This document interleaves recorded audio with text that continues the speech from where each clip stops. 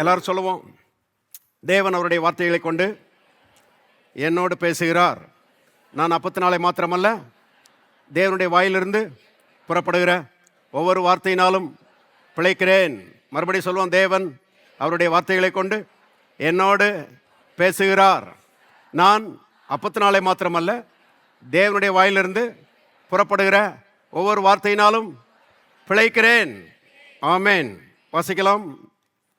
1 தெசலோனிக்கேயரின் புஸ்தகம் 5ஆம் அதிகாரம் 23வது வசனம். 1 தெசலோனிக்கேயர் 5:23. சமாதானத்தின் தேவன் தாமே உங்களை முற்றிலும் பரிசுத்தமாக்குவாராக. உங்கள் ஆவி, ஆத்மா, சரீரம் முழுவதும் நம்முடைய கர்த்தராகிய இயேசு கிறிஸ்து வரும்போது குற்றமற்றதாக இருக்கும்படி காக்கப்படுவதாக. ஜெபிப்போம். பரலோகத்தின் தகப்பனே, ஜீவனுள்ள வார்த்தைகளுக்காக நன்றி. கர்த்தாவே, ஜீவ வார்த்தைகளை கொண்டு ஒவ்வொருவரோடும் பேசுகிறீர். என்னுடைய இருதயம் கர்த்தாவே உணர்கிறதா இருக்கட்டும், எங்களுடைய செவிகள் கவனிக்கிறதா இருக்கட்டும். தேவ ஆவியானவர் வார்த்தைகளை கொண்டு எங்களோடு பேசுகிறபடியால் உமக்கு ஸ்தோத்திரம். இயேசுவின் நாமத்தில் பிதாவே, ஆமேன். இந்த ஆராதனைக்கு புதிதாக வந்திருக்கிற நண்பர்களே அன்போடு வரவேற்கிறோம். தொடர்ந்து வாருங்கள். இயேசு கிறிஸ்துவை குறித்த சத்தியங்களை கேளுங்கள். இயேசுவை அறிந்து கொள்ளுங்கள். நிச்சயமாக உங்களுடைய வாழ்க்கை பிரகாசமுள்ள வாழ்க்கையாக மாறும். வேதம் சொல்கிறது, தேவன் கட்டுண்டவர்களை விடுதலையாக்குகிறார், மடங்கடிக்கப்பட்டவர்களை தூக்கி விடுகிறார். தேவனை பற்றி சத்திய வேதம் என்ன சொல்கிறது என்பது முக்கியம். சத்திய வேதம் சொல்கிறது, அவர் கட்டுண்டவர்களை விடுதலையாக்குகிறார், மடங்கடிக்கப்பட்டவர்களை தூக்கி விடுகிறார். தேவன் விடுதலையின் தேவன். அவர் தூக்கி விடுகிற தேவன், உயர்த்துகிற தேவன் என்று வேதம் திட்டமாய் போதிக்கிறது. பாருங்க, மனிதன் விடுதலையோடு சுயாதீனத்தோடு வெற்றியாய் வாழும்படி தேவனால் படைக்கப்பட்டான். ஆனால் இன்றைக்கு மனிதனுடைய வாழ்க்கையை நாம் பார்க்கும்போது விடுதலையோடு சுயாதீனத்தோடு வெற்றியோடு மனிதன் வாழுகிற மாதிரி தெரியல. பாருங்க, ஒரு தலைவர் சொன்னார், தமிழகத்தை போதைப் பொருள் இல்லாத தமிழகமாக அதை மாற்ற வேண்டும் சொல்லி சொன்னார். அப்படின்னா என்ன சொல்ல வர்றாரு? போதைப் பொருள்னால தமிழகம் நிறைந்து கிடக்கிறது. தமிழகம் மட்டுமல்ல, இந்தியா மட்டும் இல்லை, உலகமே போதைப் பொருளால் நிறைந்து கிடக்கிறது என்று சொன்னால் மிகையாகாது. போதைப் பொருட்கள் மட்டுமல்ல அருமையானவர்களே, இன்னும் பலவிதமான தீமைகளாலே இந்த உலகம் நிறைந்திருக்கிறது இல்லையா? விபச்சாரம், வேசித்தனம், கொலை, கொள்ளை, குடி, வெறி போன்ற தீமைகளாலே இந்த உலகம் நிறைந்திருக்கிறது. எல்லா மனுஷருடைய உள்ளத்திலையும் ஒரு பெரிய கேள்வி, என்னை விடுதலையாக்குகிறவர் யார்? சிலர் வெளியே சொல்கிறாங்க, சிலர் வெளியே சொல்ல மாட்டேங்கிறாங்க. ஆனால் எல்லாருக்குள்ளேயும் இந்த கேள்வி இருக்குது. பாருங்க, மனிதர்கள் அருமையானவர்களே தீமைகளால் நிறைந்து கிடக்கிறார்கள். மனிதர்கள் கட்டப்பட்ட நிலைமையிலே வாழ்ந்து கொண்டிருக்கிறார்கள். யார் என்னை விடுதலையாக்குவார்ங்கிற கேள்வியோடு வாழ்ந்து கொண்டிருக்கிறார்கள். வேதம் சொல்கிறது, தேவகுமாரனாகிய இயேசு உங்களை விடுதலையாக்குவார். இயேசுவே இந்த உலகத்தில் வந்தபோது சொன்னார், குமாரன் உங்களை விடுதலையாக்கினால் மெய்யாகவே விடுதலையாவீர்கள். ஆகவே மெய்யான விடுதலையை தேவகுமாரன் கொடுக்கிறார். அவர் மெய்யான விடுதலையை கொடுப்பதற்காக பாருங்க, இந்த உலகத்தில் வந்து கல்வாரி சிலுவையிலே அடிக்கப்பட்டார். அவருடைய பரிசுத்த ரத்தம் மனுஷருடைய விடுதலைக்காக சிந்தப்பட்டது என்று வேதம் சொல்கிறது. அவர் பாதாளத்துக்கு போய் மனிதர்கள் பாவத்து நிமித்தமாக அனுபவிக்க வேண்டிய எல்லா வேதனைகளையும் அவர் அனுபவித்து, அருமையானவர்களே மனுஷன் கொடுக்க வேண்டிய முழு கிரயத்தையும் அவர் கொடுத்து தீர்த்து 3ஆம் நாள் உயிரோடு எழும்பி இன்றைக்கு அருமையான விடுதலையாக்குகிற கர்த்தராக அவர் இருக்கிறார். எந்த கட்டிலிருந்து விடுதலை வேண்டும், அந்த கட்டிலிருந்து ஆண்டவராய் இயேசு விடுதலையாக்குகிறார். பாவத்திலிருந்து விடுதலையாக்குகிறார், வியாதியிலிருந்து விடுதலையாக்குகிறார், மனக்குழப்பத்திலிருந்து விடுதலையாக்குகிறார், குடும்ப பிரச்சனையிலிருந்து விடுதலையாக்குகிறார், பொருளாதார பிரச்சனையிலிருந்து விடுதலையாக்குகிறார். எல்லா ரீதியிலையும் அருமையானவர்களை கட்டுண்டவர்களை கர்த்தர் விடுதலையாக்குகிறார் என்று வேதம் திட்டமாய் சொல்லுகிறது. கட்டுண்டவர்களை விடுதலையாக்குகிறது மட்டுமல்ல, மடங்கடிக்கப்பட்டவர்களை அவர் தூக்கி விடுகிறார். பாருங்க, என்னை தூக்கி விடுறதுக்கு ஆள் இல்லையே,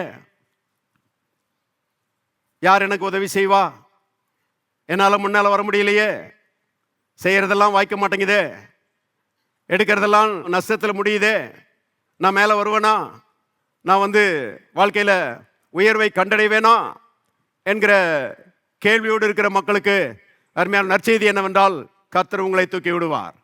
இயேசு உங்களை தூக்கி விடுவார். இயேசு மடங்கடிக்கப்பட்டவர்களை தூக்கி விடுகிற தேவன். பாருங்க, மடங்கடிக்கப்பட்டவர்களை தூக்கி விடுவதற்காக அவர் பரலோகத்தை துறந்து இந்த உலகத்துக்கு இறங்கி பாதாளம் வரைக்கும் போய் மனுஷனுக்காக எல்லா கரையத்தையும் கொடுத்து தீர்த்திருக்கிறார் என்பது அருமையானவர்களே உலகத்திலே எங்கும் காணப்படாத பெரிய நற்செய்தியாய் இருக்கிறது. ஆகவே இயேசுவே என்னை விடுதலையாக்கும், இயேசுவே என்னை தூக்கிவிடும் ஆண்டவரே என்று அவரிடத்தில் கேட்கிற எல்லாரையும் கர்த்தர் விடுதலையாக்குகிறார், தூக்கி விடுகிறார். இயேசுவே நீர் ஆண்டவர், என் உள்ளத்துக்குள்ளே வாரும் என்று சொல்லி இந்த இயேசுவுக்கு அழைப்பு கொடுங்கள். இயேசுவை ஆண்டவராக ஏற்றுக்கொண்ட தேவனுடைய பிள்ளைகள் ஆவியிலே நாம் ரட்சிக்கப்பட்டிருக்கிறோம். பாருங்க, ஆவி ஆத்மா சரீரத்தை குறித்து பார்த்து கொண்டிருக்கிறோம். ஆவியிலே நாம ரட்சிக்கப்பட்டிருக்கிறோம். பழைய ஏற்பாட்டு பரிசுத்தவான்களுக்கு இல்லாத ஸ்லாக்கியம் நமக்கு இன்றைக்கு உண்டாயிருக்கிறது. பழைய ஏற்பாட்டு பரிசுத்தவான்கள் யாரும் ஆவியிலே ரட்சிக்கப்படவில்லை. ஆனால் நாம் இன்னைக்கு ஆவியிலே ரட்சிக்கப்பட்டிருக்கிறோம். பாருங்க, மறுபடியும் பிறந்திருக்கிறோம். ஆவியிலே தேவனுடைய பிள்ளைகளாக இருக்கிறோம். ஆவியிலே நீதிமான்களாக இருக்கிறோம். ஆவியிலே பரிசுத்தவான்களாக இருக்கிறோம். நம்முடைய ஆவி அருமையானவர்களே அது மறுபடியும் பிறந்து பரிசுத்த ஆவியானவராலே மீட்கப்படும் நாளுக்கென்று முத்திரை போடப்பட்டிருக்கிறது. அதுதான் ஒரு பிரசங்கியார் ரொம்ப அருமையாக சொல்றாரு. 1/3 of you is wall to wall Holy Spirit. அதாவது உங்களுடைய ஆழ்த்துவத்திலே 1/3 அது முழுவதும் ஆவியானவரால் ஆட்கொள்ளப்பட்டிருக்கிறது. அது முத்திரை போடப்பட்டிருக்கிறது. பாருங்க, நம்முடைய ஆவியில எந்த பிரச்சனையும் கிடையாது. இன்னைக்கு கண்ண மூடனா அடுத்த செகண்ட் அருமையான நாம் தேவ சமூகத்திலே இருப்போம் என்று வேதம் சொல்லுறது எவ்வளவு பெரிய பாக்கியம். ரட்சிக்கப்படாத யாரும் அப்படி சொல்ல முடியாது. யாருக்கும் அந்த சாக்கியம் கிடையாது. நம்முடைய ஆவி ரட்சிக்கப்பட்டிருக்கிறது. ஆவியில எந்த பிரச்சனையும் கிடையாது. அருமையானவர்கள், அப்ப பிரச்சனை எங்க இருக்குது? பிரச்சனை எங்க இருக்குதுன்னா நம்ம மனசுல தான் இருக்குது. பாருங்க, மனசுல இருந்து தான் பொல்லாத சிந்தனைகள், அருமையானவர்களே பொல்லாத செயல்களை செய்யக்கூடிய தூண்டுதல்கள் எல்லாமே மனசுல இருந்தா வருகிறது. அதனால தான் ரட்சிக்கப்பட்ட தேவனுடைய பிள்ளைகள் தங்களுடைய மனதை தேவனுடைய வார்த்தையின் சத்தியத்தினாலே நிரப்ப வேண்டும் என்று கர்த்தர் சொல்கிறார். பாருங்க, நம்முடைய மனதை தேவனுடைய வார்த்தையினாலே மறுரூபமாக்க வேண்டும். எவ்வளவு அதிகமாய் நம்முடைய மனது வார்த்தைக்கு ஒத்து மறுரூபமாகிறதோ அவ்வளவு சிறப்பாய் நம்முடைய வாழ்க்கை மாறும் என்பதை தெரிந்து கொள்ளுங்கள். ஆளுகை செய்கிறவர்களாய் நாம் மாறுவோம். ஆகவே அருமையானவர்களே, ஆண்டவருடைய பிள்ளைகளுடைய மனது தேவனுடைய வார்த்தையின் அறிவினால் நிரப்பப்பட வேண்டும்.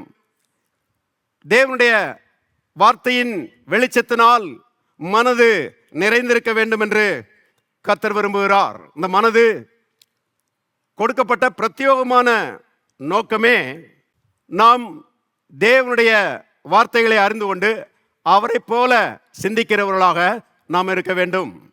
அதற்காகவே இந்த மனது கொடுக்கப்பட்டிருக்கிறது. யோசித்து பாருங்க, வீட்டில் ஃப்ரிட்ஜ் இருக்குது. அதனுடைய பிரத்யேகமான நோக்கம் என்ன? உணவுப் பொருட்களை கெடாமல் அது பாதுகாக்கிறது இல்லையா? மட்டனு, சிக்கனு, முட்டை, பால், காய்கறி, பழங்கள் இதெல்லாம் ஃப்ரிட்ஜு கெடாமல் கொஞ்ச நாளைக்கு பாதுகாக்குது. ரொம்ப நாள் கிடையாது, கொஞ்ச நாளைக்கு என்ன செய்யுது? பாதுகாக்குது. ஆகவே ஃப்ரிட்ஜு நல்ல உணவுப் பொருட்களால் நிறைந்திருக்க வேண்டும் இல்லையா? ஃப்ரிட்ஜ் எம்டியாக இருக்கக்கூடாது. எங்கள் வீட்டில் ஃப்ரிட்ஜ் இருக்குதுங்க, எப்போதும் எம்டியாக தாங்க இருக்கும். அப்படின்னா பாருங்கள், காசு கொடுத்து வாங்கி அதனால் என்ன பிரயோஜனம்? யோசித்து பாருங்கள், இடத்த அடைச்சிட்டு நிற்கிது. அது எம்டியாக இருக்கக்கூடாது, அது ஃபுல்லாக இருக்கணும். அது மட்டும் இல்லை, உணவுப் பொருட்களை தவிர மற்ற பொருட்களை ஃப்ரிட்ஜுக்குள்ளே வைக்கலாமா? துணிமணி, நோட்டு புஸ்தகம், சோப்பு சீப்பு, கண்ணாடி, சப்பாத்தி கட்டை, தோசைக்கல், அதெல்லாம் அதுக்குள்ளே வைக்கலாமா? வேஸ்ட்டு இல்லையா? அது அதற்காக டிசைன் பண்ணப்படவில்லை, அது அதற்காக உருவாக்கப்படவில்லை. ஃப்ரிட்ஜுன்னா அதுக்கு பிரத்யேகமான ஒரு நோக்கம் இருக்கிறது. அது உணவுப் பொருட்களை பாதுகாப்பதற்காக அது கொடுக்கப்பட்டிருக்கிறது. அதே போல தான் பாருங்க, மனது, நம்முடைய மனது அருமையானவர்களே, அது பிரத்யேகமாக தேவனுடைய எண்ணங்களை உடைய மனதாக இருக்கும்படி, தேவனுடைய வார்த்தைகளால் நிரப்பப்பட்ட மனதாக இருக்கும்படி அருமையானவர்களே கர்த்தர் நமக்கு மனதை கொடுத்திருக்கிறார். எத்தனை பேர் ஆமென் சொல்றீங்க? பாருங்க, நீதிமொழியின் புஸ்தகத்தில் எழுதப்பட்டிருக்கிறது, என் மகனே என் வார்த்தைகளை கவனி, அவைகள் உன் கண்களை விட்டு பிரியாதிருப்பதாக. கண்களை விட்டு பிரியாதிருப்பதாக. கண்கள் என்று எதை சொல்லுகிறார்? கண்கள் என்று அருமையானவர்களே மனதை சொல்லுகிறார். மனக்கண்கள் என்பதை தெரிந்து கொள்ளுங்கள். மனது வார்த்தை விட்டு பிரியாதிருப்பதாக. அப்படி இருக்கும்போது என்ன நடக்கும்? வேதத்தில் எழுதப்பட்டிருக்கிறது, அவைகளை நீ அறிந்து கொள்வாய். பாருங்க, அந்த தேவனுடைய வார்த்தைகள் மனதில் இருக்கும்போது, மனதை விட்டு பிரியாது இருக்கும்போது வார்த்தைகளை நாம் அறிந்து கொள்கிறோம், வார்த்தைகளை நாம் புரிந்து கொள்கிறோம். கவனிங்கள், அப்படி அறிந்து கொள்ளும்போது அவைகள் உங்களுக்கு ஜீவனும் உங்கள் உடலுக்கெல்லாம் எப்படி இருக்கிறது? மருந்தா இருக்கிறது. எல்லாரும் சொல்லுவோம், தேவனுடைய வார்த்தைகள் எனக்கு ஜீவனும் என் உடலுக்கெல்லாம் மருந்தா இருக்கிறது. இன்னொரு முறை சொல்லுவோம், தேவனுடைய வார்த்தைகள் எனக்கு ஜீவனும் என் உடலுக்கெல்லாம் மருந்தா இருக்கிறது. ஆகவே தேவனுடைய பிள்ளைகள் அருமையானவர்களே, தேவனுடைய வார்த்தைகளை பாருங்க மனதிலே ஆழமாய் பதிக்கிறவர்களாய் இருக்க வேண்டும்.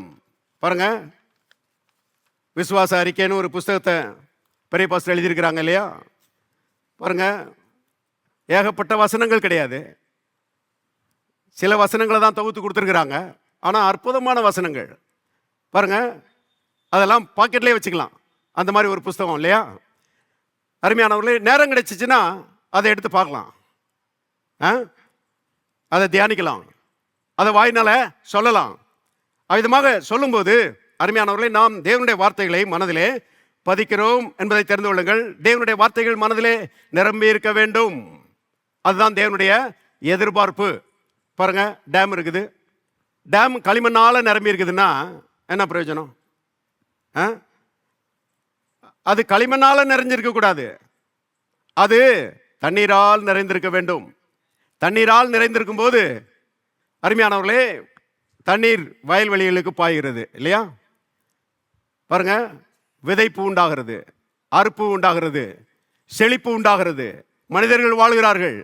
அருமையானவர்களே, அப்ப டேம் தண்ணீரால் நிரம்பி இருக்க வேண்டும்.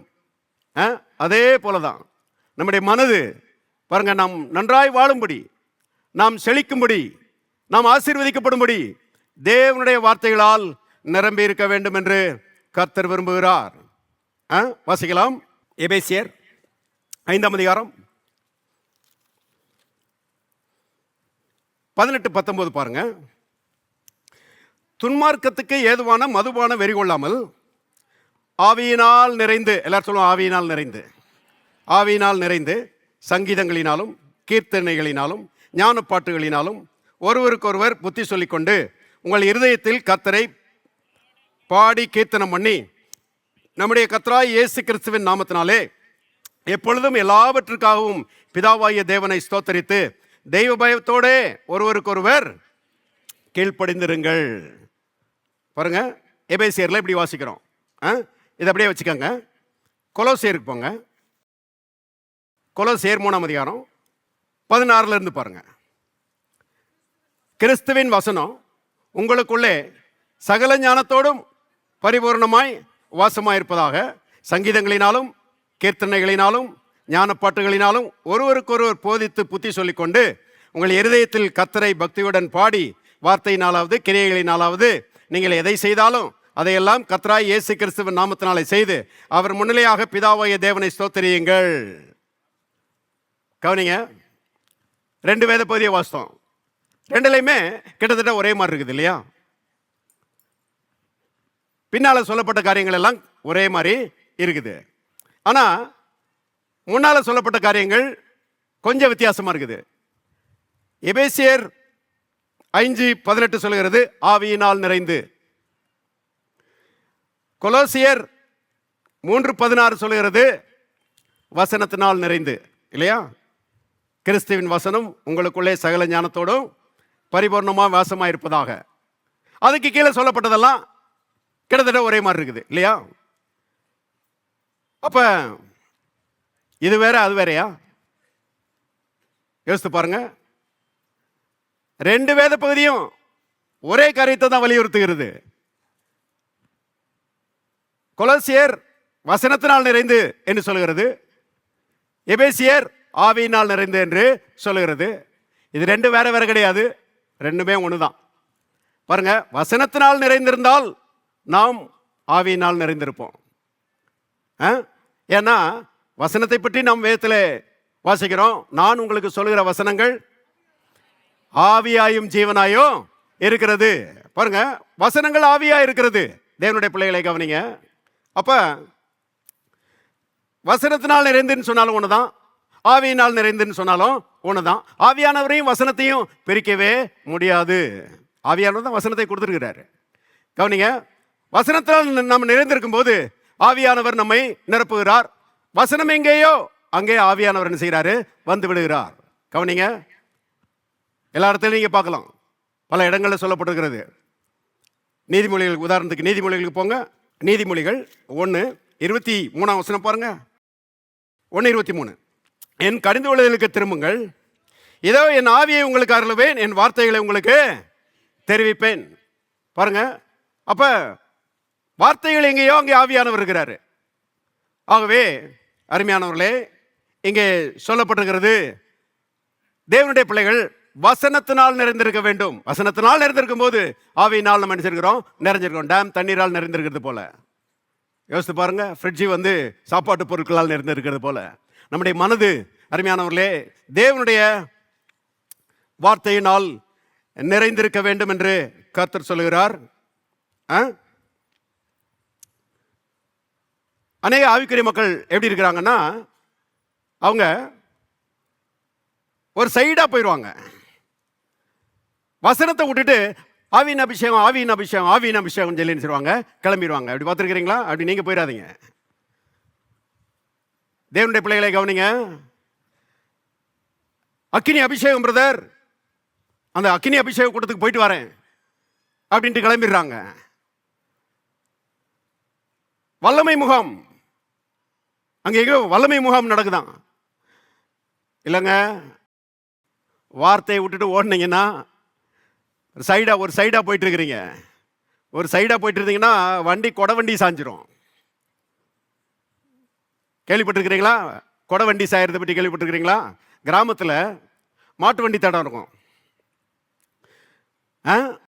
அந்த மாட்டு வண்டி தடம் சில நேரங்களில் நிறைய மழை பெஞ்சு அது ஒரு சைடில் தண்ணி போகிறதுனால அந்த மாட்டு வண்டி தடம் சில நேரங்களில் ஒரு பக்கம் பள்ளமாயிரும்.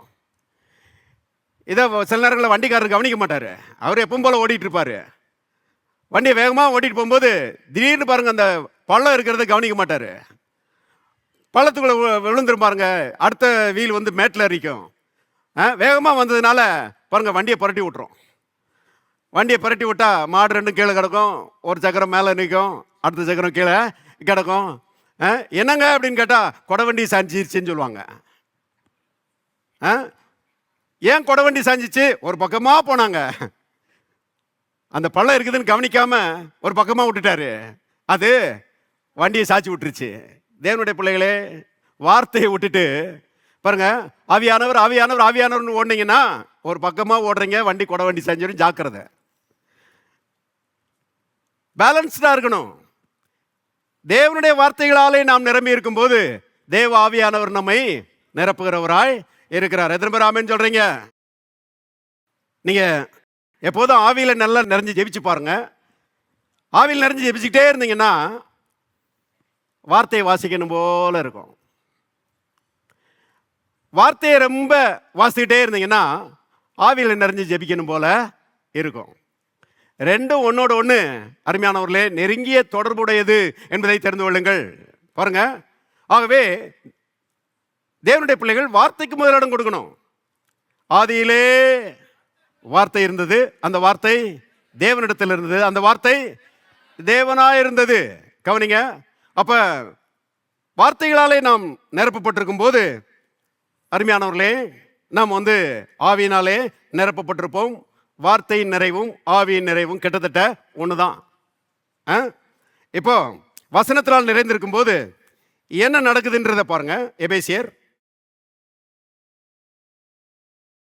வசனத்தினால் நிறைந்திருக்கும் போது என்ன நடக்குது?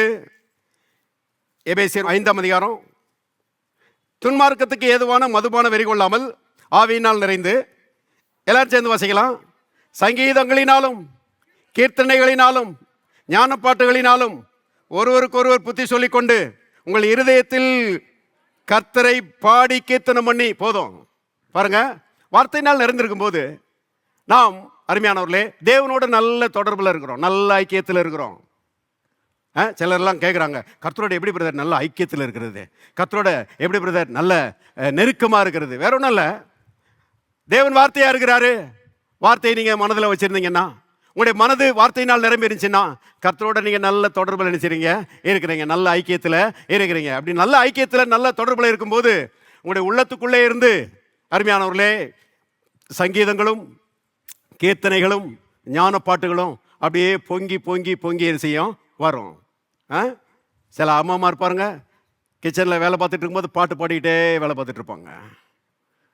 வீட்டு வேலை பார்த்துட்டு இருக்கும்போது பாட்டு பாடிக்கிட்டே வேலை பார்த்துட்டு இருப்பாங்க. இவங்களுக்கு தெரியாமலே பாட்டு வரும். சில ஐயாமாரு பாருங்க, டூ வீலரில் போகும்போது பாட்டு பாடிக்கிட்டே போயிட்டு இருப்பாங்க. எனக்கு ஞாபகம் இருக்குது, ரொம்ப வருஷத்துக்கு முன்னால் நம்ம சர்ச்சுக்கு வர்ற ஒரு சகோதரன் வெளியூர்லேருந்து வருவார். அவர் இருக்கிற ஊர்லேருந்து அவர் வேலை பார்க்குற இடத்துக்கு கிட்டத்தட்ட 30 கிலோமீட்டரு. டெய்லி அந்த பஸ்ஸில் தான் போவாராம்.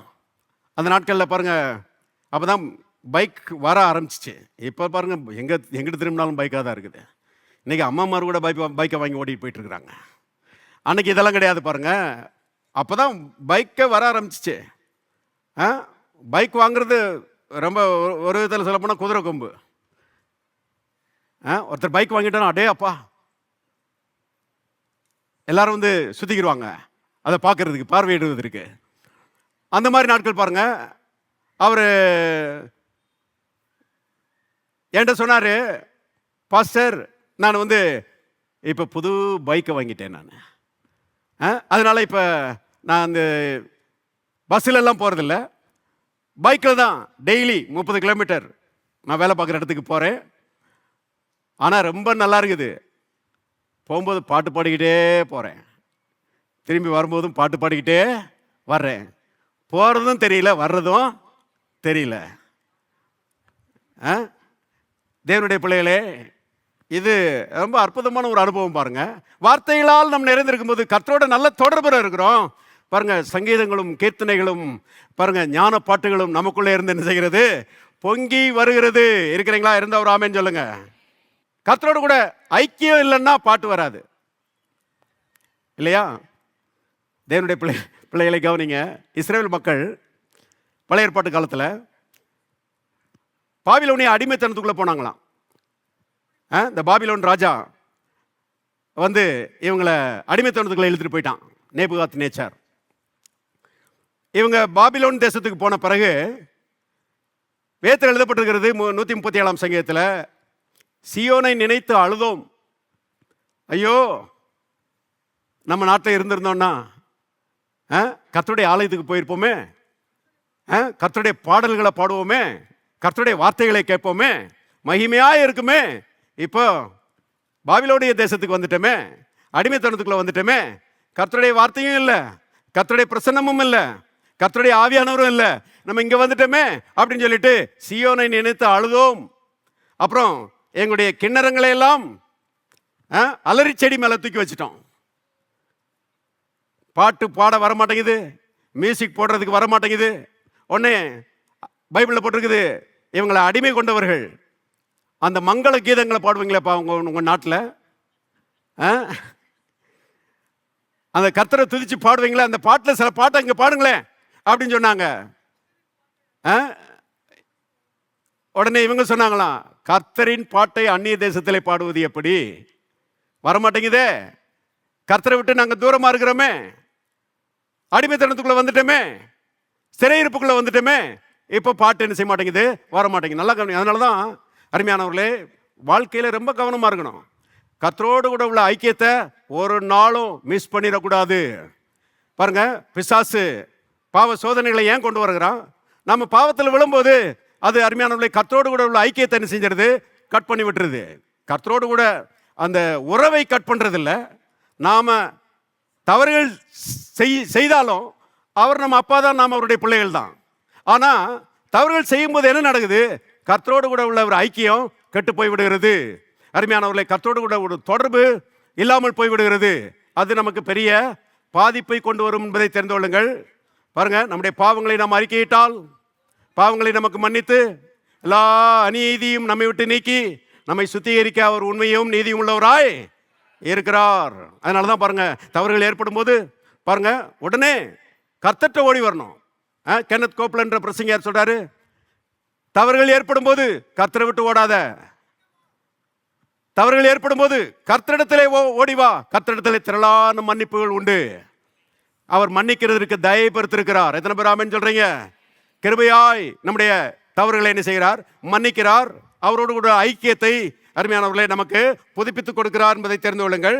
ஆகவே தேவனுடைய பிள்ளைகள் அருமையானவர்களே, அவங்க கர்த்தரோடு கூட ஐக்கியத்தில் இருக்கும்போது அந்த சங்கீதங்கள், கீர்த்தனைகள், ஞான பாட்டுகள் நமக்குள்ள இருந்து பொங்கி வருகிறது. தனிப்பட்ட கிறிஸ்தவ ஜீவியம் மிகுந்த இன்பம் நிறைந்ததாக இருக்கிறது. மன சோர்வு, மன கலக்கம், மன குழப்பம், கவலை, பாரம், பயம், இதற்கெல்லாம் அங்கே இடமே கிடையாது. அருமையான இதெல்லாம் ஓடி போகிறது. இதெல்லாம் பாருங்க, பிசாசுனுடைய கிரியைகள். இதெல்லாம் தேவ ஆவியானுடைய வல்லமைக்கு முன்பாக ஒண்ணுமே கிடையாது. வசனத்தின் வல்லமைக்கு முன்பாக ஒண்ணுமே கிடையாது. மனசோர்வு, மனக்கவலைகள் எல்லாவற்றையும் அருமையானவர்களே வசனத்தின் நிறைவு விரட்டி அடிக்கும் என்று கர்த்தருடைய ஆவியான் சொல்கிறார். பாருங்க, கர்த்தருக்குள் மகிழ்ச்சியா இருப்பதே நம்முடைய பலன். ஒரு மகிழ்ச்சியான விசுவாசியை நீங்க என்கிட்ட காமிங்க, ஒரு பலமுள்ள விசுவாசியை நான் உங்ககிட்ட காமிக்கிறேன். ஹலோ, இருக்கிறீங்களா? எல்லாரும் சொல்லுவோம், கர்த்தருக்குள் மகிழ்ச்சியா இருப்பதே என்னுடைய பலன். இன்னொரு முறை சொல்லுவோம், கர்த்தருக்குள் மகிழ்ச்சியா இருப்பதே என்னுடைய பலன். இன்னொரு முறை சொல்லுவோம், கர்த்தருக்குள் மகிழ்ச்சியா இருப்பதே என்னுடைய பலன். அல்லேலூயா. டான் காசெட்ங்கிற ஒரு பெரிய பிரசங்கியார், அவர் சொல்றாரு, a smile is my style அப்படிங்கிறாரு. அதாவது சந்தோஷமும் புன்முறுவலும் என்னுடைய ஸ்டைலாக இருக்குது அப்படிங்கிறார். ஏன்னா அவர் சொல்லுகிறாரு, ரட்சிக்கப்படுவதற்கு முன்பதாக என்னை போல ஒரு துக்கமான ஒரு ஆளை நீங்கள் பார்க்க முடியாது. வாழ்க்கை முழுவதும் துக்ககரமாக இருந்துச்சு. மன சோர்வு, மனக்கவலைன்னா அதில் நான் சாம்பியனாக இருந்தேன். ஆனால் என்றைக்கு இயேசுவை ஏற்றுக்கொண்டேனோ, என்றைக்கு ரட்சிக்கப்பட்டேனோ, என்றைக்கு வசனத்தின் வெளிச்சத்துக்குள்ளே வந்தேனோ, அன்னைக்கு கர்த்தனைய எல்லா கலக்கத்திலிருந்தும் குழப்பத்திலிருந்தும் விடுதலையாக்கி விட்டுட்டாரு. ஒரு ஃப்ரீ பேடா என்னை மாத்திட்டாரு. ஆகவே நான் சந்தோஷத்தினால் நிறைந்திருக்கிறேன். A smile is my style அப்படிங்கிறாரு. எத்தனை பேர் சந்தோஷமா இருக்கிறீங்க? அருமையானவர்களே, கர்த்தர் நம்மை பாருங்க வசனத்தினாலே நிரப்பி சொல்லி முடியாத சந்தோஷத்தினால் நம்மை நிரப்புகிறார் என்பதை தெரிந்து கொள்ளுங்கள். நிரம்பி வழிகிற சந்தோஷம் நம்முடையதாக இருக்கிறது. கவனிங்க. ஆகவே வசனத்தின் நிறைவு தனிப்பட்ட விசுவாசிகளை ஆசீர்வதிக்கிறது. தனிப்பட்ட விசுவாசிகளை அதை ஆசீர்வதிக்கிறது மட்டுமல்ல, ஒட்டுமொத்த சபையையும் அது ஆசீர்வதிக்கிறது. இங்க பாருங்க, எபேசியர் 5ஆம் அதிகாரம் 20வது வசனம் பாருங்க. நம்முடைய கர்த்தராகிய இயேசு கிறிஸ்துவின் நாமத்தினாலே எப்போதும் எல்லாவற்றுக்காகவும் பிதாவாகிய தேவனை ஸ்தோத்தரித்து, எல்லாரும் சேர்ந்து வாசிங்க, தெய்வ பயத்தோட ஒருவருக்கொருவர் கீழ்ப்படிந்திருங்கள். சபையை பற்றி சொல்றாரு. சபையில பாருங்க ஏராளமான மக்கள் இருக்கிறோம் இல்லையா? தெய்வ பயத்தோட ஒருவருக்கொருவர் கீழ்ப்படிந்திருங்கள். வசனத்தின் நிறைவு அருமையானவர்களே மெய்யான ஒரு ஐக்கியத்தையும் அன்பையும் கொண்டு வருகிறது. ஒருவர் நாம் வந்து கனம் பண்ணுகிறோம், ஒருவர் மதிக்கிறோம். எத்தனை பேர் ஆமேன்னு சொல்றீங்க? ஒருவேளை அருமையானவர்களே சாதாரண ஆட்களாக இருக்கலாம், ஒருவேளை ஏழை பின்னணியிலிருந்து அவர்கள் வருகிறவர்களாக இருக்கலாம். நாம் வந்து அவர்கள் கர்த்தருடைய ரட்சிப்பை பெற்றவர்கள், கர்த்தருடைய ரத்தத்தினாலே கழுவப்பட்டவர்கள், தேவனுடைய பிள்ளைகள் என்பதை அங்கீகரித்து அவர்களையும் நாம் கனம் பண்ணுகிறோம், அவர்களையும் மேலானவர்களாக நாம எண்ணுகிறோம். தெய்வ பயத்தோடு ஒருவருக்கொருவர் கீழ்ப்படிந்திருங்கள் என்று சொல்லுகிறதை அருமையானவர்களை நாம் பார்க்கிறோம். பாருங்க, வசனத்தினால் நிரப்பப்பட்ட மக்கள் இருக்கும்போது சபையாய் அங்கே பெரிய சந்தோஷம் உண்டாகிறது இல்லையா? சில சபையிலிருந்து ஆட்கள் முடிஞ்சு வரும்போது பார்த்துருக்கிறீங்களா? சில சபையிலிருந்து வரும்போது ஆட்கள் வரும்போது நான் பார்த்துருக்கிறேன். புளியை கரைச்சி ஊத்துன மாதிரி வெறப்பா வந்துட்டு இருப்பாங்க. வெறப்பா வந்துட்டு இருப்பாங்க. என்னன்னு கேட்டா, கேட்க வேண்டிய வசனத்தை கேட்கல, கேட்க வேண்டிய சத்தியத்தை கேட்கல, மனுஷ பாரம்பரியங்களையும் மனுஷ கருத்துக்களையும் கேட்டதுனால அருமையான ஒரு சந்தோஷம் இல்லாம அநேக மக்கள் என்ன செய்யறாங்க, சபைக்கு போயிட்டு வந்துட்டு இருக்கிறாங்க. ஆனால் அருமையானவர்களே, சத்தியம் பிரசங்கிக்கப்படுமானால், சத்தியத்தினால் தேவனுடைய மக்களுடைய மனது நிரப்பப்படுமானால் சந்தோஷம் நிறைந்தவர்களாக அவர்கள் இருப்பார்கள். பாருங்க, நம்முடைய கர்த்தராகிய இயேசு கிறிஸ்துவின் நாமத்தினாலே எப்பொழுதும் எல்லாவற்றுக்காகவும் பிதாவாகிய தேவனை என்ன செய்து ஸ்தோத்தரித்து, ஸ்தோத்திரம் ஸ்தோத்திரம் ஸ்தோத்திரம் என்கிற ஒரு அருமையானவர்களே நிலை ஸ்தோத்திரம் சொல்லுகிறது. ஸ்பான்டேனியஸா தாராளமாய் உள்ள இருந்து என்ன செய்கிறது, வருகிறது. ஏன்னா சபை மக்கள் அருமையானவர்களே தேவனுடைய வசனத்தினால் நிரப்பப்படுகிறார்கள். கவனிங்க, நாங்கள்லாம் வாலிபர்களாக இருந்தபோது சர்ச்சை முடிஞ்ச உடனே ஒரு 2 நிமிஷம் வாலிபர்களாக கூடி சந்தோஷப்பட்டுட்டு கை கொடுத்துட்டு போவோம். எங்கள் கூட ஒருத்தர் இருந்தார் பாருங்க. அவர் வந்து ஒரு கவர்மெண்ட் ஃபேக்டரியோட மேனேஜர்.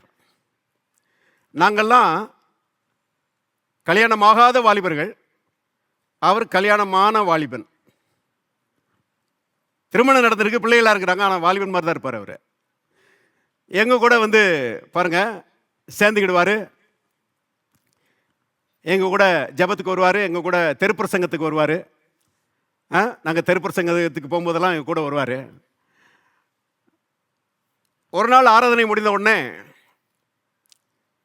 நாங்கள் வாலிபர்களாக கூடி நின்றுட்டு இருந்தோம். இவர் முன்னால் இருந்து சிரிப்போட வேகமாக வந்தார். வேகமாக வந்துட்டு பிரைஸ் லார்ட் பிரதர்ஸ் அப்படின்னாரு. நாங்கள் வந்து வாங்க பிரதர்னு சொல்லி, நான் அவர் ரொம்ப சிரிப்போடு வந்தார். நான் அவர்கிட்ட போய் கேட்டேன், என்ன பிரதர் ரொம்ப சிரிப்போடு வர்றீங்கன்னு. அப்போ அவர் சொன்னார், பரலோகமே நம்ம சபையில் தான் இருக்கு பிரதர் அப்படின்னாரு. அல்லேலூயா. ஏன்னா பெரிய பாஸ்டருடைய பிரசங்கம் அன்னைக்கும் இன்னைக்கும் ரொம்ப மகிழ்ச்சியை ஊட்டுகிற பிரசங்கமாக இருக்குது. எத்தனை பேர் ஆமென்னு சொல்கிறீங்க? பாருங்க, வசனத்தை வச்சு அப்படியே அக்கினியை உள்ள பற்ற வச்சு விட்ருவாங்க, அது பற்றி எரியும். சந்தோஷத்தில் மித போனாங்களாம். இருக்கிறீங்களா? அருமையானவர்களே, அவர் சொல்கிறாரு, வசனத்தை கேட்டுட்டு அவ்வளோ சந்தோஷமாக சொல்கிறாரு, பரலோகமே நம்ம சபையில் தான் இருக்குது. நான் சொல்லுகிறேன், பரலோகமே நம்ம சபையில் தான் இருக்குது. தேவனுடைய வார்த்தையினால் நிரப்பப்பட்ட மக்கள் இருக்கும்போது அங்கே சந்தோஷத்துக்கு அருமையானவர்கள் குறைவே இருக்காது. பாருங்க, சபையாய் நாம் ஆசீர்வதிக்கப்படுகிறோம்.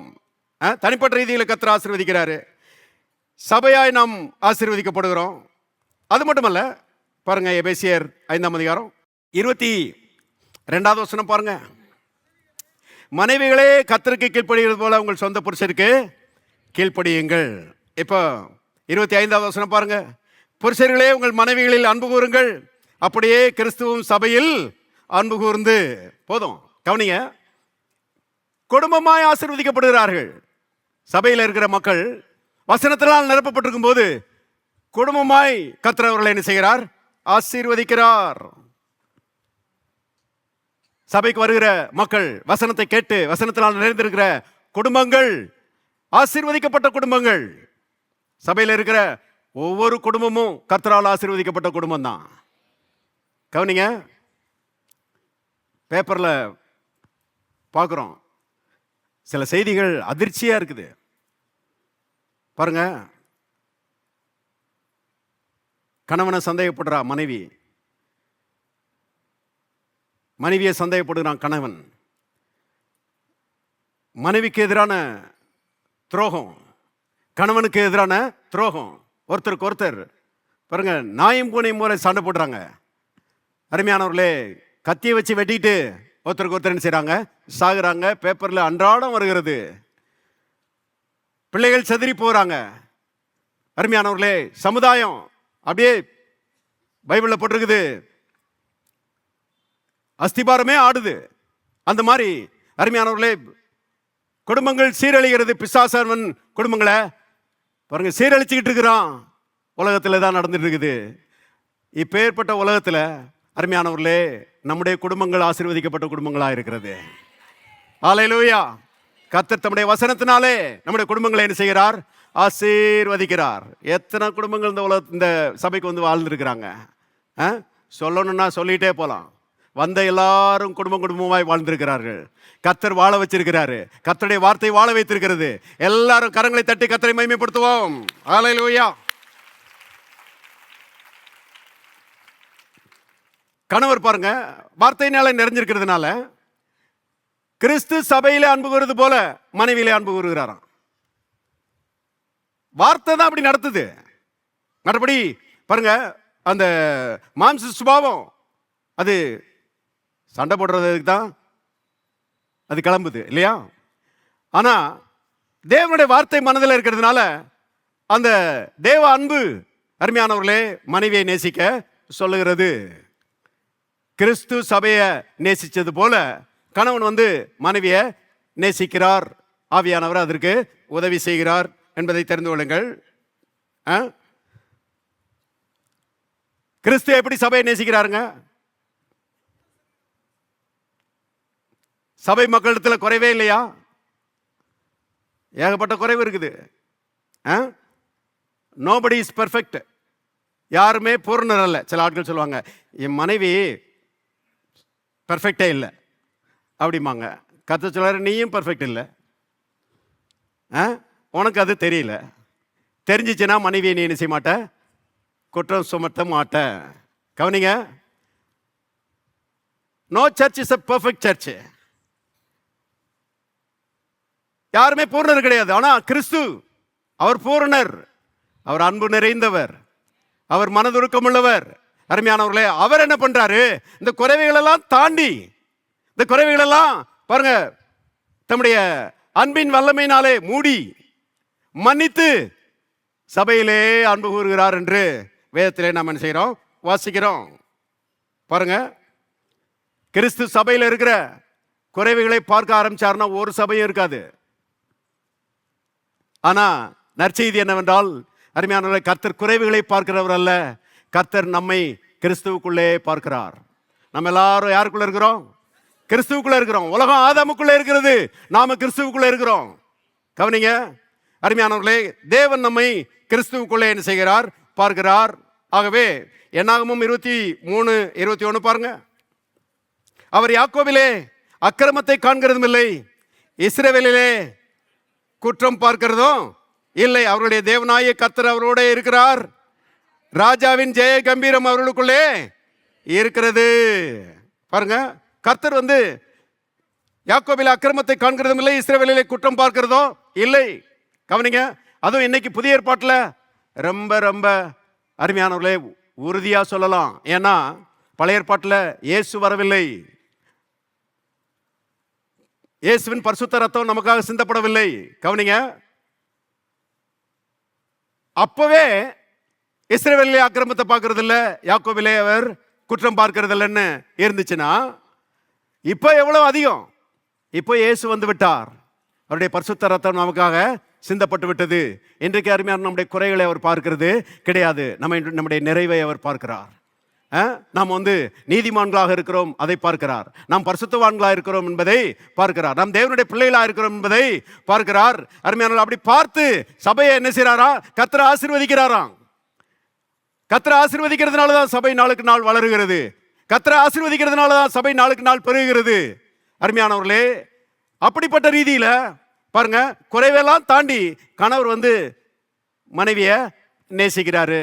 அது வார்த்தையின் நிறைவினால் உண்டாகிற ஒரு நடவடிக்கை. அந்த அம்மா கணவருடைய அன்பை புரிஞ்சுக்கிறாங்க. அந்த அம்மாவும் பாருங்க வசனத்தினால் நிரப்பப்பட்ட அம்மா இல்லையா? அதனாலதான் பாருங்க, நல்ல வசனம் பிரசங்கிக்கப்படுகிற சபையில இருந்து வாலிப சகோதரியும் திருமணம் செய்து கொள்ளனா ஒரு அட்வான்டேஜ் இருக்குது அவங்களுக்கு. ரெண்டு பேரும் ஒரே விதமான செய்தியை கேட்கறதுனால குடும்ப வாழ்க்கை கூட கொஞ்சம் ஒரு மனது நிறைந்ததாக, ஐக்கியம் உள்ளதாக இருப்பதற்கு அங்கே சாத்தியம் உண்டாகிறது.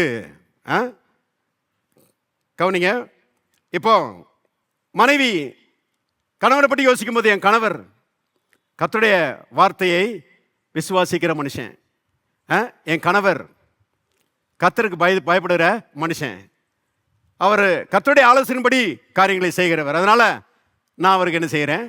என்னைய கீழ்ப்படுத்துகிறேன், அவருடைய ஆலோசனைக்கு நான் கீழ்ப்படுகிறேன். நல்லா கவனிங்க, ஒரு மனதும் அன்பும் ஐக்கியமும் அங்கே பெருகிறது. குடும்பத்தில் பாருங்க சந்தோஷம் நிரம்பி வழிகிறது. இப்படிப்பட்ட ஒரு சூழ்நிலையில் வளர்கிற பிள்ளைகள் எவ்வளோ பெரிய பாக்கியவான்கள் யோசித்து பாருங்க.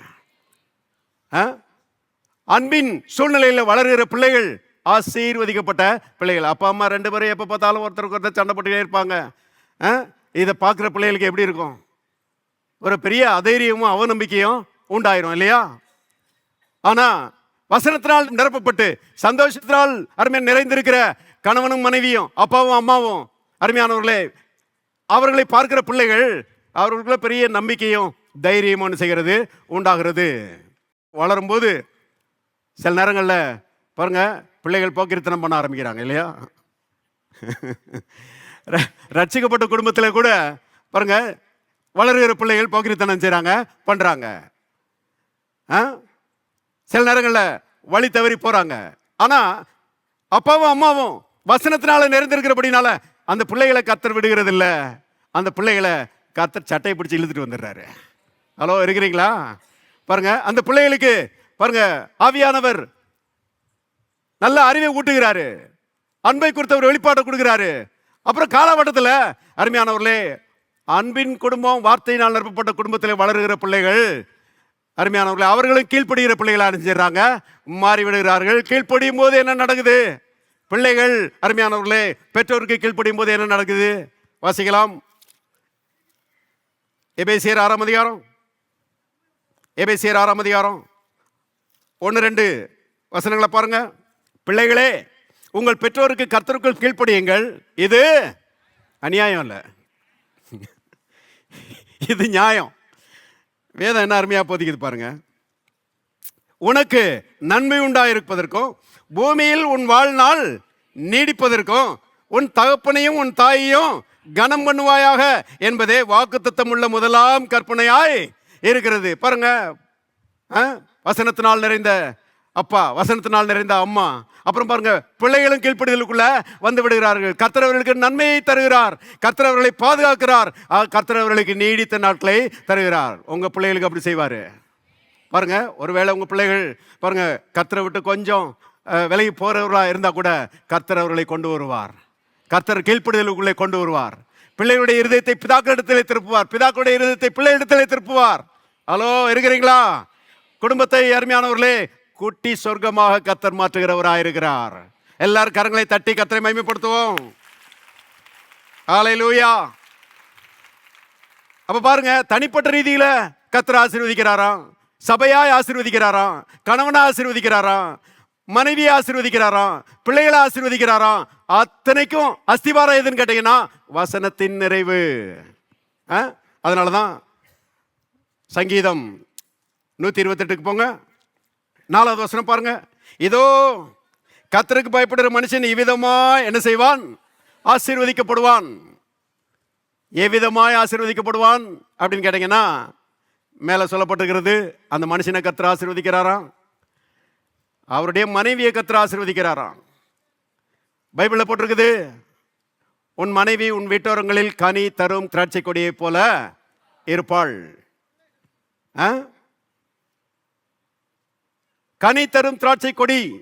யோசித்து பாருங்க, திராட்சை கொடி, திராட்சை பழம் எதை காண்பிக்கிறது? இனிமையை காண்பிக்கிறது, இனிப்பை காண்பிக்கிறது இல்லையா? குடும்ப வாழ்க்கைனா எப்படி இருக்கும் அப்படின்னு சொல்லி ஆண்டவர்கிட்ட கேட்டீங்கன்னா, ஆண்டவர் சொல்றாரு இனிப்பா இருக்கும்ன்றாரு. நிறைய பேர் ஒத்துக்கிட மாட்டேங்கிறாங்க. அது எப்படி குடும்ப வாழ்க்கைனா ஒரே சண்டையால இருக்குது, ஒரே கசப்பால இருக்குது அப்படின்னு சிலர் யோசிக்கிறாங்க. நான் சொல்றேன், எண்ணத்தை மாத்துங்க, மாத்தி யோசிங்க. உன் மனைவி உன் வீட்டவர்களில் கனி தரும் திராட்சை கொடியை போல இருப்பாள். குடும்ப வாழ்க்கை இனிமையா இருக்கும் என்று கர்த்தர் சொல்கிறார். உன் பிள்ளைகள் உன் பந்தை சுற்றிலும் ஒலிவு மர கன்றுகளை போல் இருப்பார்கள். ஒலிவு மரம் ஆரோக்கியத்துக்கு அடையாளமா இருக்கிறது.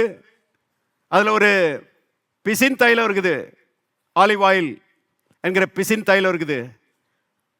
பூச்சி ஒலிவு மரத்தில் விழுந்துச்சுன்னா ஒலிவு மரம் சாகாதான், பூச்சி செத்து போயிருமா. ஒலிவு மரங்கள் நீடித்து வாழக்கூடிய மரங்கள் என்று பொட்டானிஸ்ட் தான் சொல்றாங்க.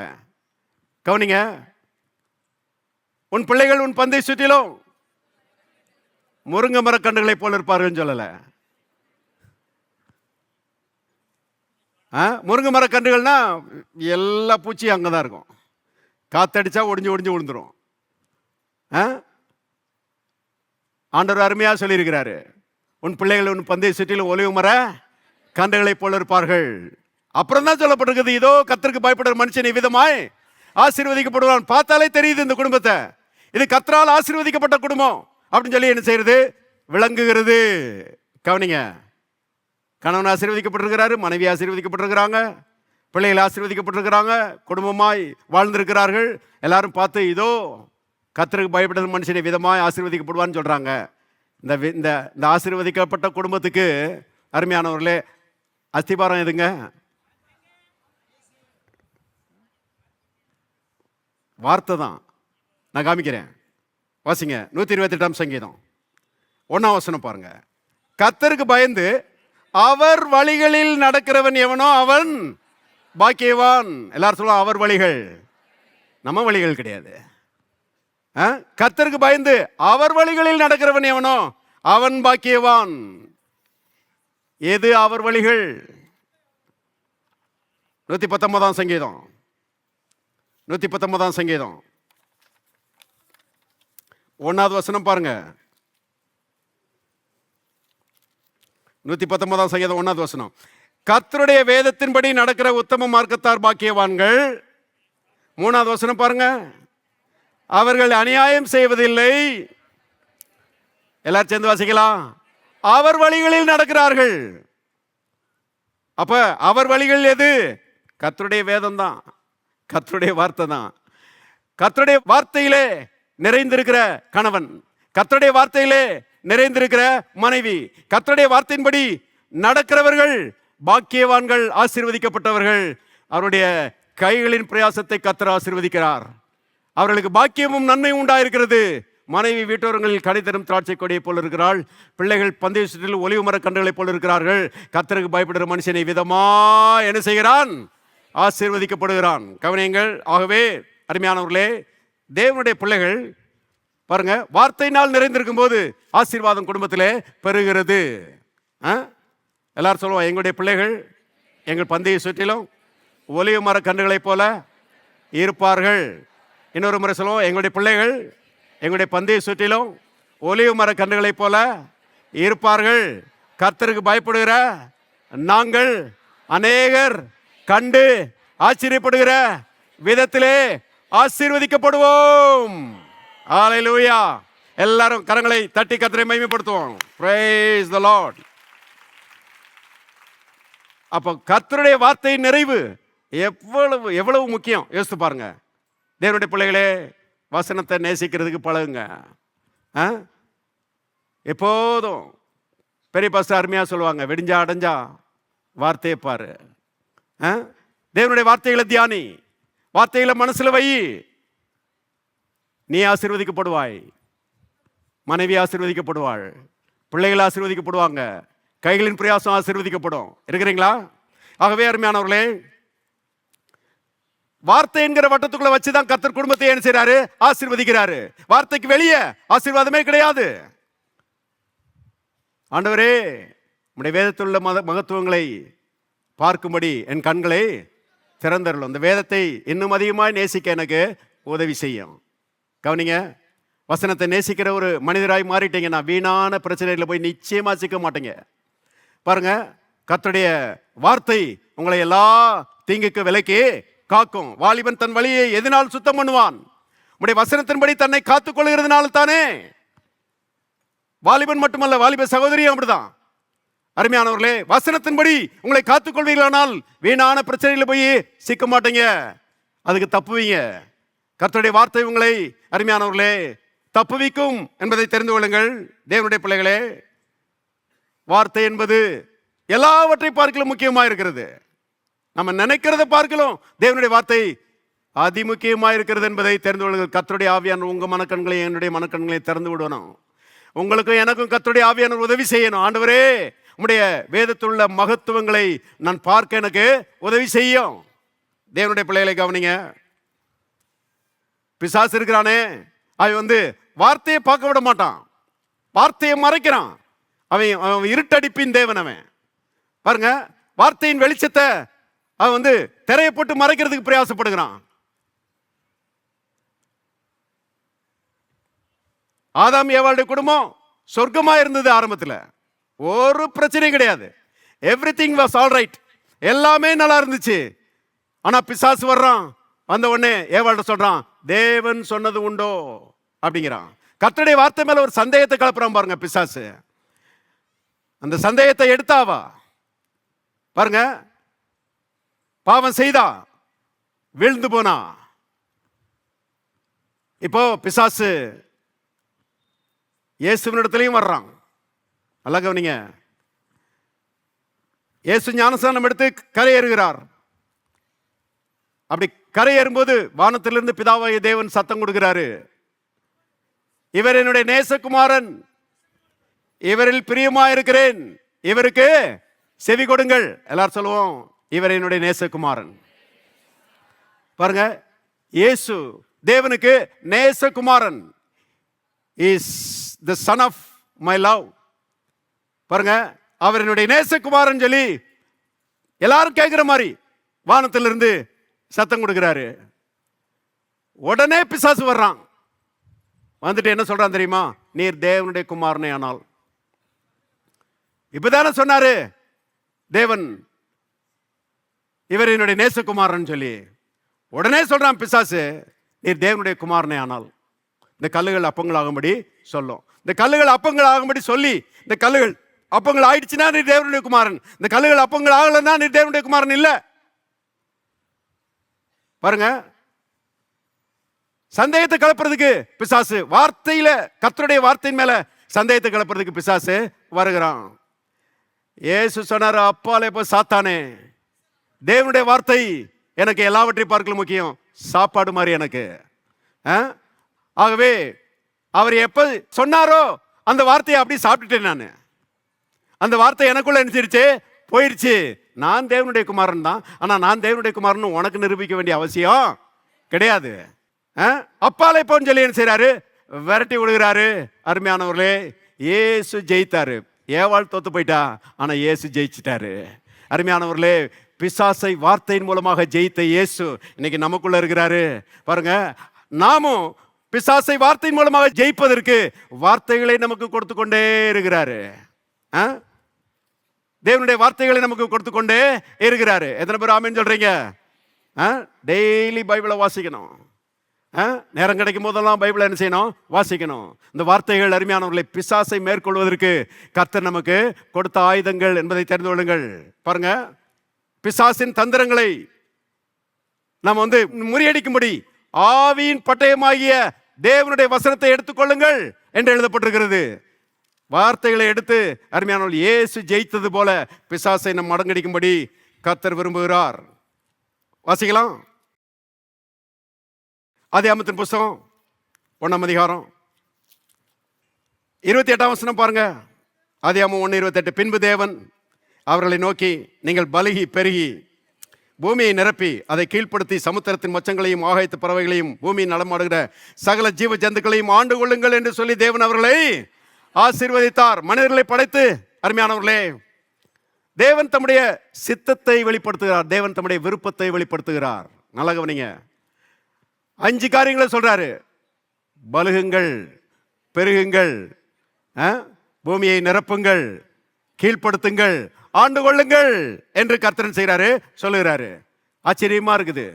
அருமையானவர்களே, மனிதர்கள் எப்படி வாழ வேண்டும் என்கிற ஒரு ஆசை தேவனுக்குள்ளே இருந்தது. அந்த தேவனுடைய வார்த்தையை நாம உடையவர்களாய் மாறும்போது அவரை போலவே ஆசை உடையவர்களாய் நம்ம செய்கிறோம், மாறிவிடுகிறோம். அவருடைய வார்த்தைகளை நம்முடைய மனசுல வைக்கும் போது அவருடைய விருப்பங்கள் நம்முடைய விருப்பங்களாக என்ன செய்கிறது? மாறிவிடுகிறது. எத்தனை பேர் ஆமென் சொல்றீங்க? விருப்பம் நல்ல விருப்பம் தப்பா? ஒரு தப்பு இல்லைங்க. நல்ல விருப்பங்களை உடையவர்களாக நாம இருக்கணும். நம்முடைய மனது தேவனுடைய விருப்பங்களை உடையதா இருக்கணும். தேவனுடைய விருப்பத்தை 5 காரியங்களை பார்க்கிறோம். அதுல முதல் 2 காரியத்தை மட்டும் சொல்லி முடிச்சிடுறேன். பலுகுங்கள், பெருகுங்கள்ன்றாரு. பலுகி பெருகி, பி ஃப்ரூட்ஃபுல் அண்ட் மல்டிப்ளை. அதாவது தேவனுடைய பிள்ளைகள் எல்லா ரீதிகளிலும் பெருகும்படி தேவன் ஆசைப்படுகிறார். நான் கேட்கிறேன், உங்களுக்கு அந்த ஆசை இருக்குதா? ஆவிக்குரிய ரீதியில் நல்லா பெருகணும், மனதின் ரீதியில் நல்லா பெருகணும், சரீர ஆரோக்கியத்தில் நல்லா பெருகணும், குடும்ப ஆசீர்வாதத்தில் நல்லா பெருகணும், பொருளாதாரத்தில் நல்லா பெருகணும். இன்க்ரீஸ். பாருங்க, பெருக்கம் தான் தேவனுடைய மனதில் இருந்தது என்று நாம் என்ன செய்கிறோம்? பார்க்கிறோம். இப்போ தேவன் அந்த வார்த்தைகளை ஆதாமுக்கு சொல்லுகிறாரு. ஆதாம் அதை எடுத்துக்கொண்டு அதன்படி நடந்திருந்தான்னா பாருங்க, பலி பெரிய நல்லா இருந்திருப்பான். ஆனா வார்த்தைகளை விட்டுட்டான். ஆனா நீங்க பின்னால வாசிக்கும் போது தேவனுடைய மனிதர்கள் எல்லாரிடத்திலும் இடைப்படும் போது கர்த்தர் பெருக்கத்தின் வார்த்தைகளை கொண்டுதான் இடைப்படுகிறார். ஆபிரகாம்கிட்ட பெருக்கத்தின் வார்த்தை தான் சொல்றாரு, நோவாட்ட பெருக்கத்தின் வார்த்தை தான் சொல்றாரு. நான் சொல்லுறேன், உங்ககிட்டையும் என்கிட்டையும் பெருக்கத்தின் வார்த்தைகளை தான் சொல்லுகிறாரு. வேதத்திலே மோசே சொல்லுகிறான், நீங்கள் எப்பொழுது இருக்கிறதை பார்க்கலாம் 1000 மடங்கு பெருகும்படி தேவன் உங்களை ஆசீர்வதிப்பார். அப்போ உங்களை குறித்தும் என்னை குறித்தும் பாருங்க, தேவன் மனதில் வைத்திருக்கிற ஆசை என்னங்க? பெருக்கம். எல்லாரும் சொல்லுவோம், பெருக்கம். பலுகுவது, பெருகுவது, எல்லா ரீதிகளிலும் பெருகி ஆசீர்வாதமாக இருப்பது தேவனுடைய சித்தமாக இருக்கிறது. அந்த வார்த்தைகளை மனதில் வையுங்க, பெருக்கத்தை மனதில் வையுங்க. அருமையானவர்களை, கர்த்தர் நாளுக்கு நாள் பெருக செய்வார். எல்லா நன்மைகளும் பெருகும், இருக்கிற தீமைகள்லாம் ஓடி போயிடும். விசுவாசிக்கிறீங்களா? எல்லாரும் தயவு செய்து எழுந்து நிற்போம். Thank you Lord. பரலோகத்தின் தகப்பனே, நன்றியோடு நாங்கள் நம்மை துதிக்கிறோம். வார்த்தைகளுக்காய் நன்றி கர்த்தாவே. சகலத்தையும் படைத்த உம்முடைய வார்த்தைகள், சகலத்தையும் தாங்குகிற வல்லமையுள்ள வார்த்தைகள் கர்த்தாவே, எல்லாவற்றை பார்க்கிலும் மகிமையான ஸ்தானத்திலே வைக்கப்பட்டிருக்கிற தேவனுடைய வார்த்தைகள், அவைகளை நாங்கள் ஆழமாய் அறிந்து கொள்ள, அவைகளை நாங்கள் ஆழமாய் புரிந்து கொள்ள கர்த்தாவே, அவைகளால் எங்களுடைய மனதை நிரப்ப, கர்த்தருடைய வார்த்தைக்கு கீழ்ப்படிந்து நடக்க எங்கள் எல்லாருக்கும் நீர் உதவி செய்யும்படி இயேசுவின் நாமத்திலே நாங்கள் ஜெபிக்கிறோம். ஆண்டவரே, நீர் எவ்விதமாக செய்கிறீர், வசனத்தை உறுதிப்படுத்தும்படி எங்களுடைய வாழ்க்கையிலே பலமான அற்புதங்கள் நடப்பதாக. இயேசுவின் நாமத்தினாலே ஆவியானவர் பலமான கிரியைகளை எங்களுடைய வாழ்க்கையிலே நடப்பிக்கும்படி நாங்கள் ஜெபிக்கிறோம். வசனத்தை கர்த்தாவே அதிசயங்களினாலும் அற்புதங்களினாலும் உறுதிப்படுத்தி கொடுக்கும்படி நாங்கள் ஜெபிக்கிறோம். அவ்விதமாக செய்கிறீர், ஆசீர்வதிக்கிறீர், அதற்காக நன்றி. இயேசுவின் நாமத்தில் பிதாவே, ஆமென்.